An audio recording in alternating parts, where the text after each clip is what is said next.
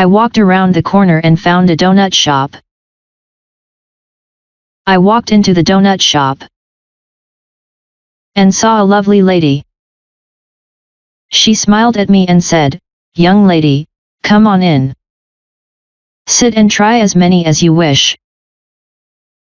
"Thank you, lovely lady. I would like to eat as many as I wish."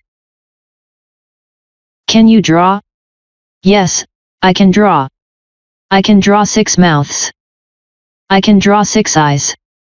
"Oh. My gosh. What are you drawing?"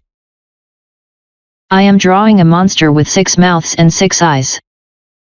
"What will this small seed grow into?" "It will grow into a big tree." "What will these small tadpoles grow into?" "They will grow into big frogs." "What will these small worms grow into?"